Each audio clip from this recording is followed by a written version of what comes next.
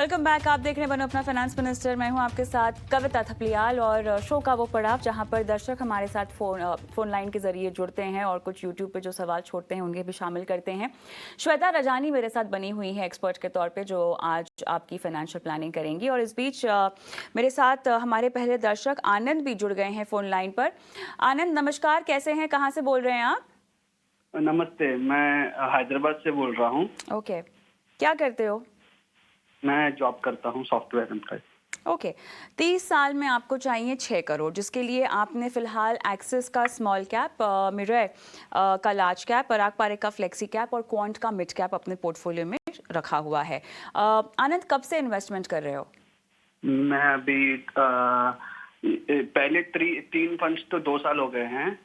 Quant और मेरा और एक सवाल है। क्वांट मैंने रिसेंटली लिया है 2 महीने पहले। इसके पहले मेरे पास पीजीआईएम मिड कैप था।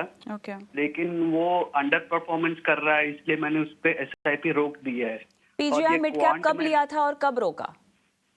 पीजीआईएम मिड कैप 2 साल पहले लिया था और 2 महीने पहले रोका हूँ मैं। और क्वांट अभी वो रोकने के बाद क्वांट का मिड कैप डाल दिया? क्वांट लिया हूँ।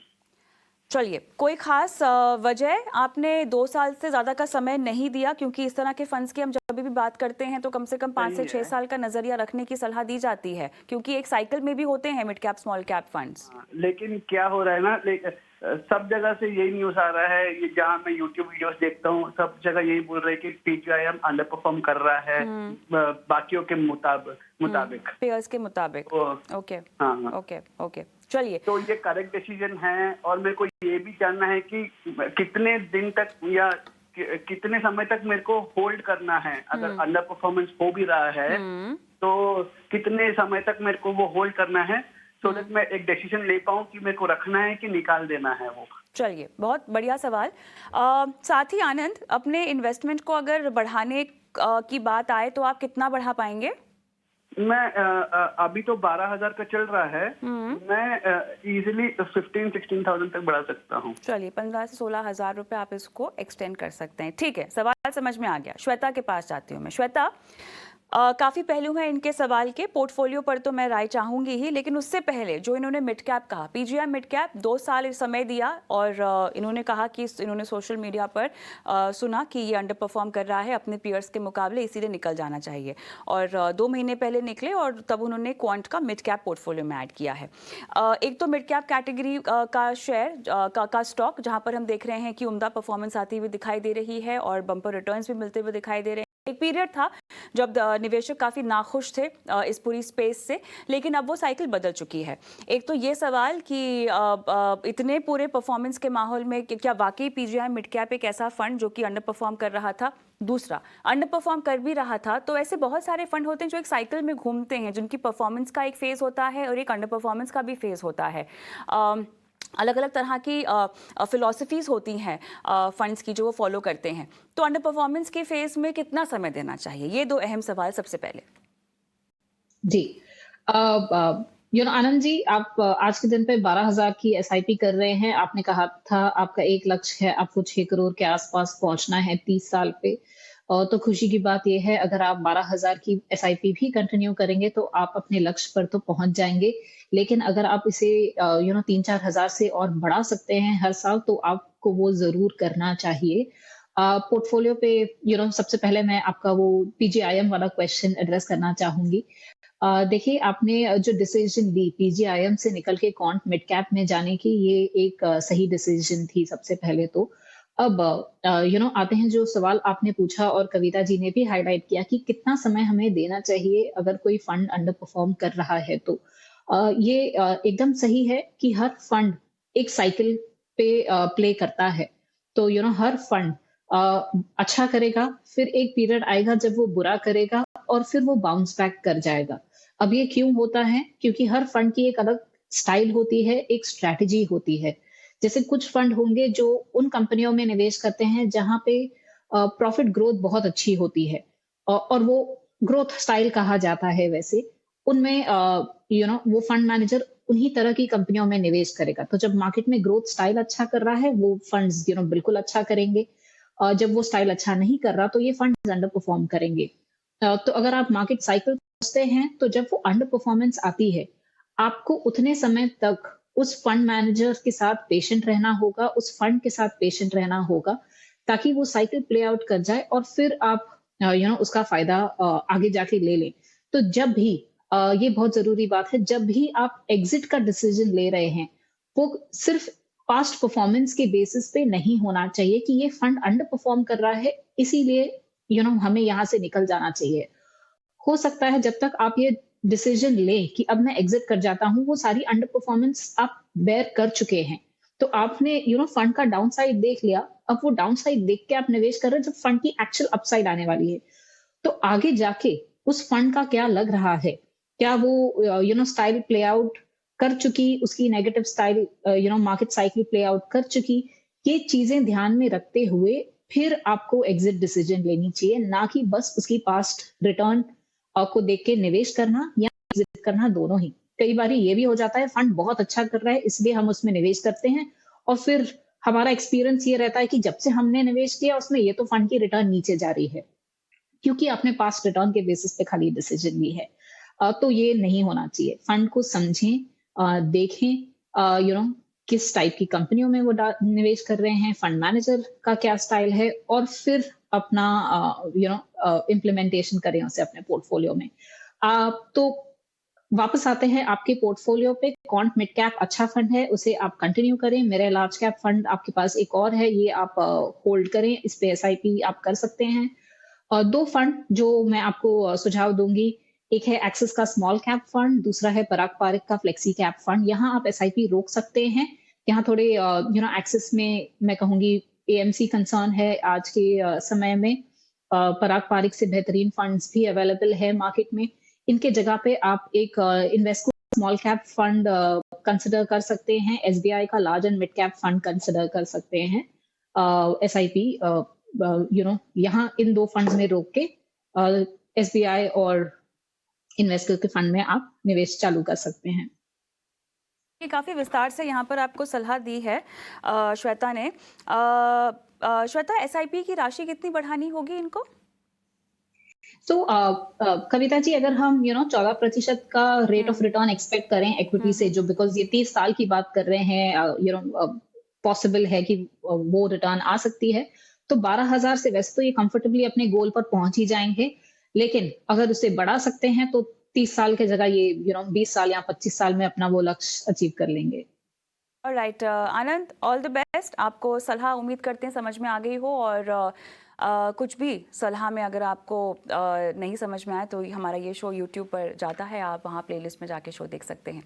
शाम को फोन लाइन पर है मेरे साथ, जिन्हें एक लमसम एक मुश्त निवेश करना है 30 साल के लिए, और जो राशि जो ये निवेश करना चाहते हैं वो लगभग 3 लाख की है। शाम, नमस्कार, कहाँ से बोल रहे हैं? बिहार से बात कर रहा हूँ। क्या करते हैं आप? जॉब करता हूँ।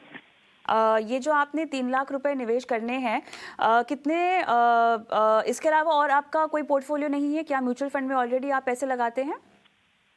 एक है एसबीआई का। कौन सा? एसबीआई का स्मॉल कैप फंड है 1000 का।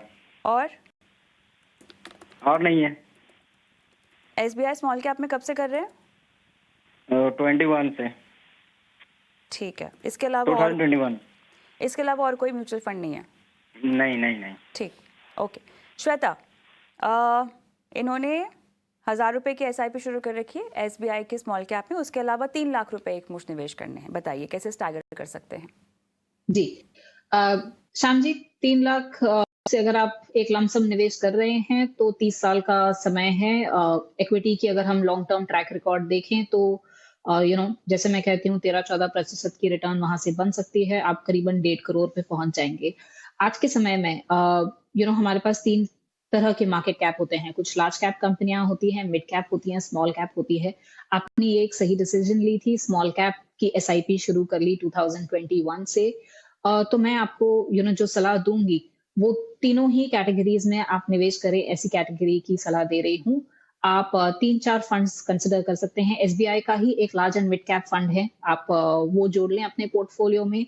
आईसीआईसीआई का एक डिविडेंड यील्ड फंड है, ये अच्छा है, इसे आप जरूर रखें। एक क्वांट का वैल्यू फंड है, आप इसे रखें।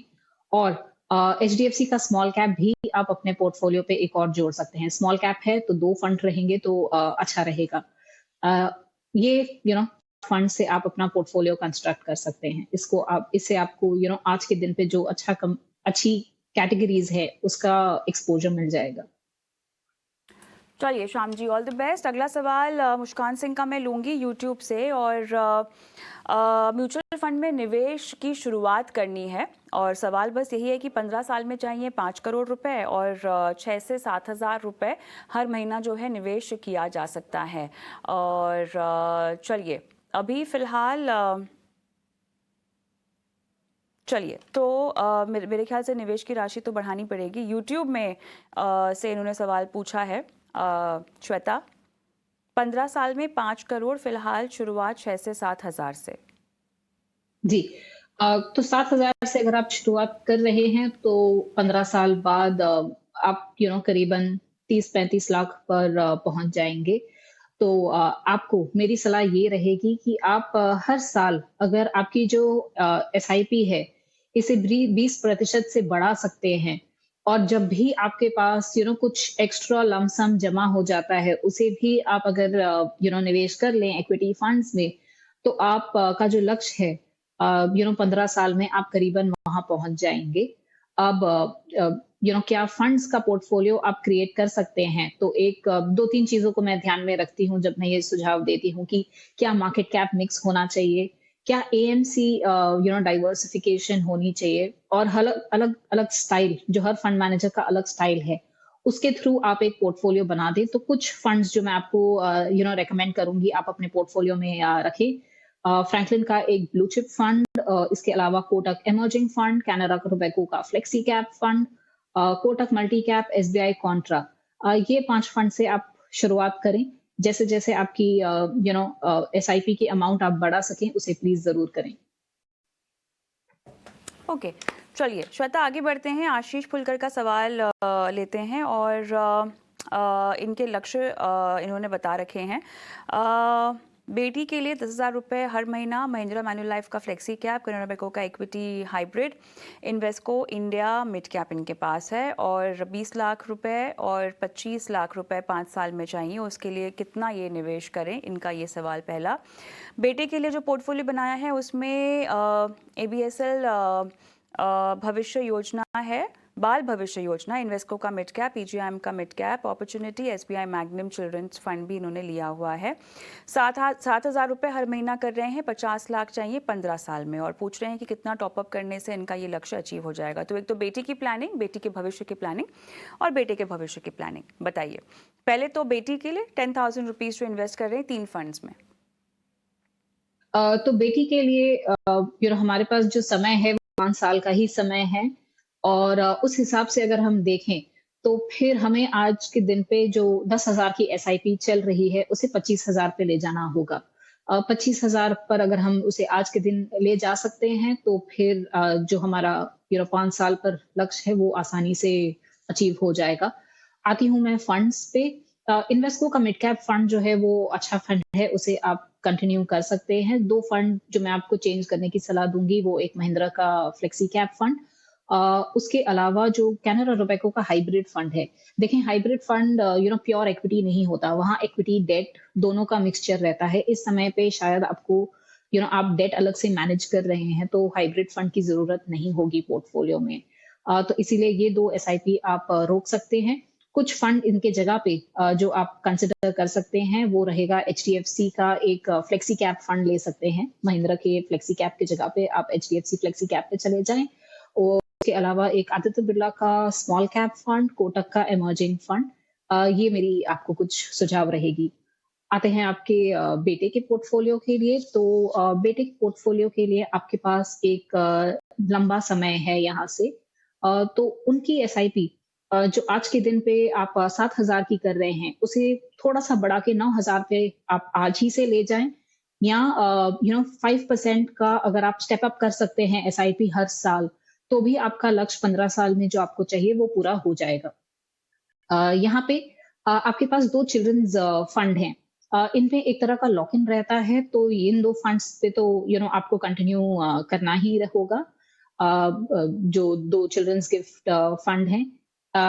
इसके अलावा कुछ फंड्स जो आप इन्वेस्ट कर सकते हैं। वो आपको मैं कहूँगी, जो फंड्स मैंने बेटी के लिए कहे वो तो है ही, उसके अलावा एक कोटक का मल्टी कैप फंड भी अच्छा है, और वो आप कंसिडर कर सकते हैं। ऑलराइट, एक दर्शक हमारे साथ फोन लाइन पर जुड़ गए हैं, श्वेता, मनिंदर सिंह। नमस्कार सर, क्या हालचाल? बढ़िया मैडम, आप सुनाओ। मैं बिल्कुल ठीक। कहाँ से बोल रहे हैं सर? पटियाला पंजाब से जी। बहुत बहुत धन्यवाद सर, सवाल भेजा आपने अपना हमें। आपकी डिटेल्स हमारे पास हैं। SBI कॉन्ट्रा में आपका लमसम इन्वेस्टमेंट है।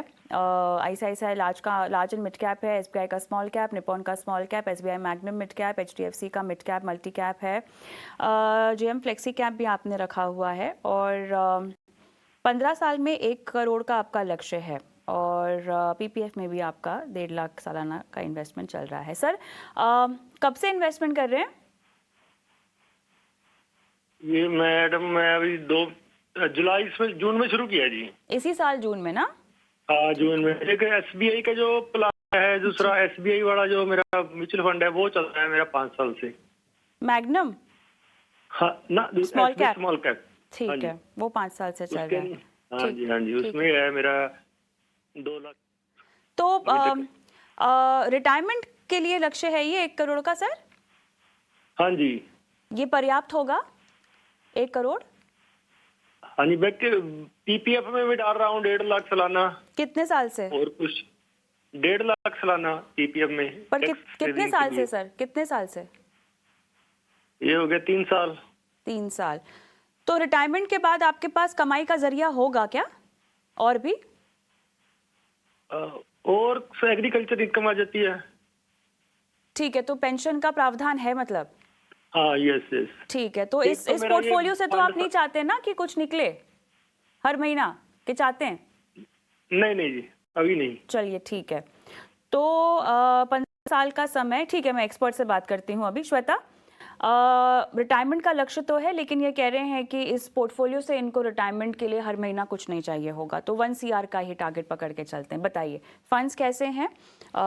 थोड़ा सा ज़्यादा एग्रेसिव है, पर हालांकि आप रिकमेंड कीजिएगा, और कितना इनको और निवेश करना चाहिए? जी। तो इनकी आज की जो SIP है, और मैं PPF भी अगर जोड़ दूं, जो PPF में ये 3 साल से निवेश कर ही रहे हैं, अगर सारा पोर्टफोलियो का मैं एवरेज PPF की 7% की ग्रोथ रेट पकड़ूं, और इक्विटी फंड्स पे एक 14% की ग्रोथ रेट पकड़ूं, तो इनका जो समय इन्होंने दिया है, ये करीबन 1 करोड़ से 1 करोड़ 20 लाख के वैल्यू पर पहुंच सकते हैं। तो इनका जो लक्ष्य है वो एग्जिस्टिंग अमाउंट जो ये कर रहे हैं हर साल हर महीने, उससे तो अचीव हो जाएगा। तो वहां पे कोई दिक्कत नहीं दिख रही है। लेकिन हाँ, आपके पास जब भी कुछ एक्स्ट्रा कॉर्पस है, कुछ एक्स्ट्रा फंड्स हैं, आप उसे जरूर टॉप अप कर लें, आप इक्विटी में टॉप अप कर लें, तो वो आपके लिए फायदेमंद ही रहेगा। ये पहली चीज थी। दूसरी चीज मैं आती हूँ आपके पोर्टफोलियो के लिए। अब पोर्टफोलियो में भी आपके कुछ फंड्स हैं जो बहुत अच्छे हैं, मैं आपको सलाह दूंगी आप उसे कंटिन्यू करें। आपकी जैसे HDFC की जो मिड कैप की फंड है, ICICI to large and mid cap, SBI small cap, SBI contra, ये अच्छी स्कीम्स हैं। इस पे आप अपनी SIP चलाते रहें, कोई दिक्कत नहीं है। JM का फ्लेक्सी कैप फंड, उसके अलावा निपॉन का स्मॉल कैप फंड, हालांकि निपॉन के स्मॉल कैप फंड ने बहुत अच्छा रिटर्न दिया है, लेकिन अगर मैं फंड साइज देखूं, और जिस तरह से नंबर ऑफ स्टॉक्स उसमें बढ़ते जा रहे हैं, वहां दिक्कत लग रही है कि आगे जाके रिटर्न पे इम्पैक्ट आ सकता है। इसीलिए वो SIP रोकने की मैं आपको सलाह दे रही हूँ। SBI मैग्नम का मिड कैप AMC कंसंट्रेशन आपको कम करनी है। एक ही AMC में 3 फंड्स बहुत ज्यादा हो जाते हैं, तो इसीलिए SBI का मैग्नम मिड कैप फंड भी आप रोक दें। HDFC का मल्टी कैप फंड, इसको आप रोक दें। तो इनके जगह पे जो आप कर सकते हैं, एक कोटक की मल्टी कैप आप ऐड कर लें। ऑलराइट, चलिए मनविंदर जी, उम्मीद करते हैं कि आपको सलाह समझ में आ गई हो और यूट्यूब पर भी वैसे ये शो जाता है तो आप सलाह एक बार फिर से वहाँ पर भी सुन सकते हैं। बहरहाल श्वेता, आपसे इजाज़त लेने का समय हो गया है। बहुत बहुत धन्यवाद, आपने समय निकाला, दर्शकों का मार्गदर्शन किया। और हम रुकेंगे छोटे से ब्रेक के लिए, लेकिन ब्रेक के उस पार हमारी खास पेशकश जो होती है निवेश की ABC